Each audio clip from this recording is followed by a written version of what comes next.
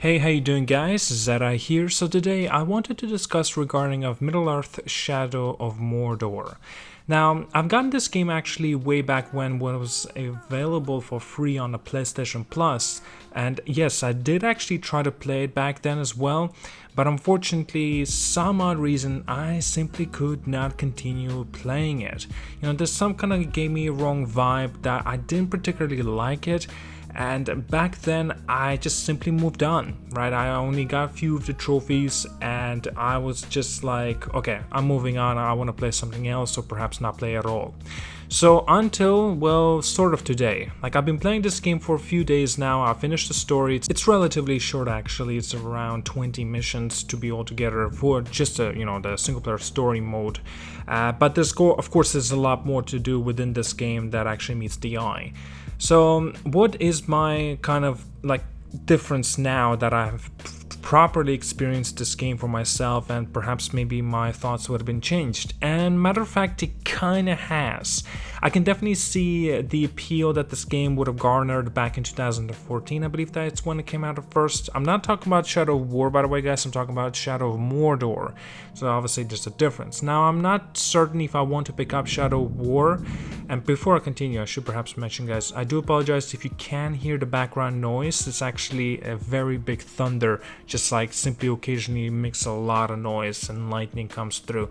It's pretty like giant and very loud. I apologize about that.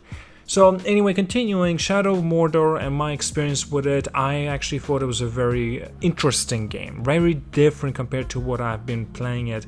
And of course, this definitely was a big step up for 2014 game, especially having a cast of like captains and who you can actually be a part of, right? You can command them, you can actually take out the chiefs, captains themselves, and of course way more to do in this case.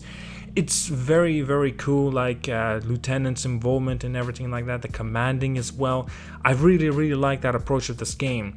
But I gotta say, something about the combat just gave me a wrong vibe that I couldn't really kind of click with it, right? And of course I've finished the game now, but still something about that combat, I just don't particularly like it.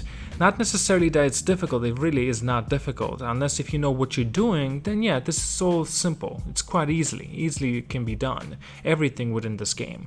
Like, I have few encounters that have just simply unimaginable odds that I had to face off so many opponents and enemies and orcs, I should say, right? Basically, they are like kept on coming. I kept utilizing all the spots and traps and everything like that.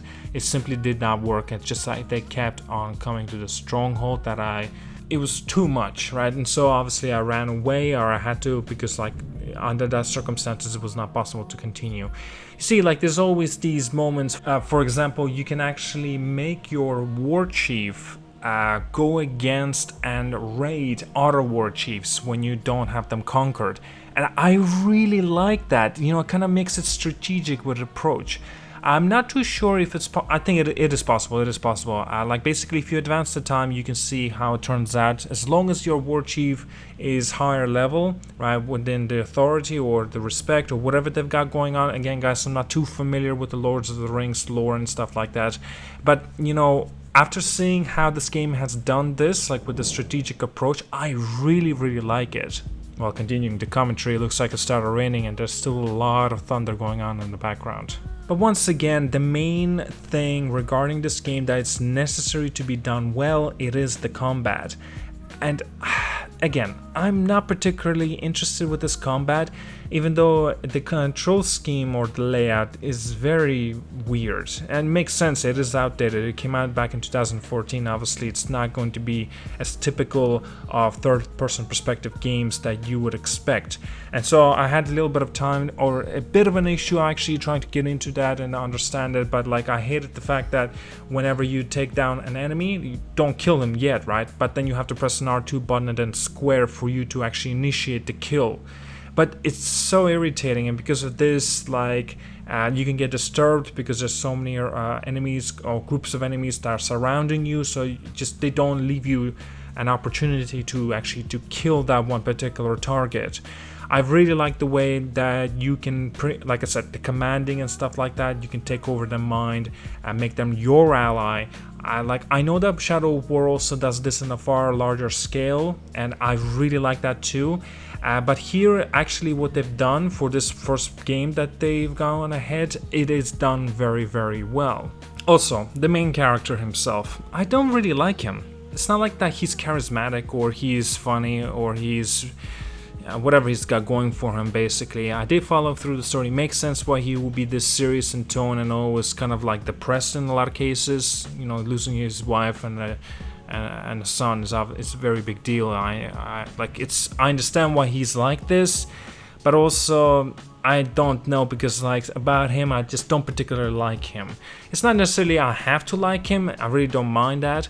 But oh, actually talking about the main character, I've noticed that there's such a lack of in terms of the clothes that you can wear. What's up with that? I mean, wouldn't that be better to have far more variety in clothes? So I just stuck around most of the time, and I play around with a lot of clothes and want to see how they look. And obviously the last clothes were the best, like with Dark Lord clothes or whatever they're called, with the cloak or black cloak that you've got going on with a hood. It looks awesome, obviously. Like, I love the aesthetic of an Assassin's Creed type of cloak and like hunter cloak and stuff like that. So that's why I went with that choice. I can definitely see also the limitations in terms of the budget that this game had. There's a lot of things that is very limited.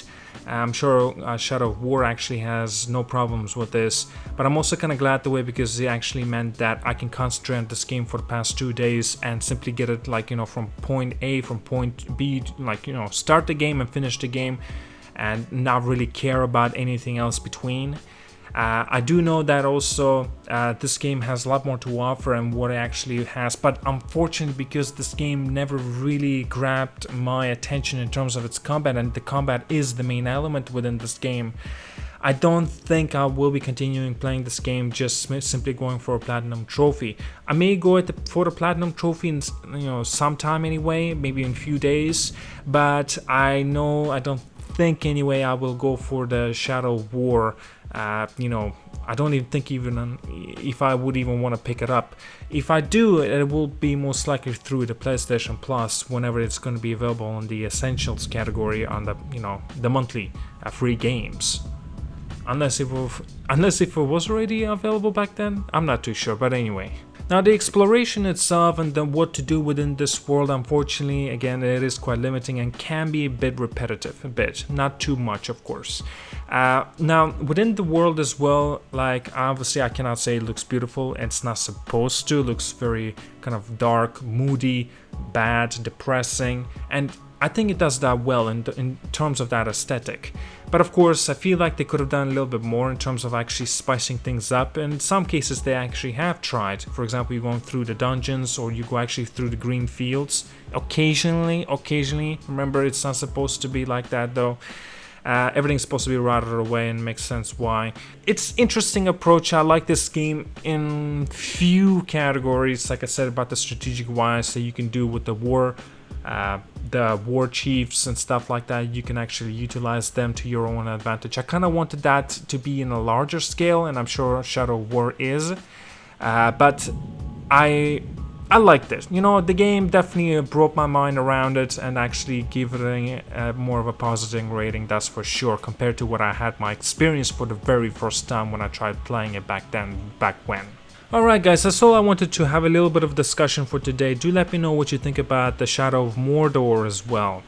Like and subscribe, see you guys all, and have a wonderful day.